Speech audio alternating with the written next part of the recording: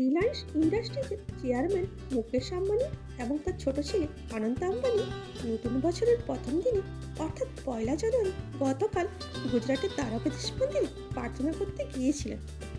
ছোট ছেলে অনন্ত আম্বানি ও তার ওয়াইফ রাধিকা আম্বানি এই সফরে মুকেশ আম্বানির সঙ্গী হন।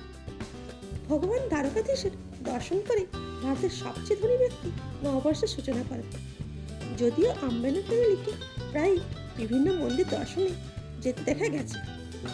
মুকেশ আম্বানি বছরের শুরুতেই পারিবারিক শান্তি ও সমৃদ্ধির জন্য ঈশ্বরের আশীর্বাদ গ্রহণ করেন। তারা তিনজনই খুব সিম্পল পোশাক পরে মন্দিরে যান। এরপর তারা মন্দিরে পুজো দেন, পুরোহিতদের সাথে কথা বলেন এবং শান্তভাবে প্রস্থান করেন।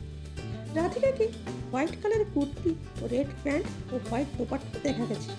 রাধিকা বিনা মেকআপে একদম সিম্পল ও এলিগেন্ট রূপে ধরা দেন। অন্যদিকে মুকেশ আম্বানি হোয়াইট কুর্তা পাজামার উপরে মেরুন কালারের জ্যাকেট পরেন। আবার অনন্ত আম্বানিকে ব্লু কালার কুর্তা ও পাজামাতে দেখা গেছে। আম্বানি ফ্যামিলির এই সিম্পল লুক আপনাদের কেমন লেগেছে তা কমেন্ট করে অবশ্যই জানাবেন। Thanks for watching.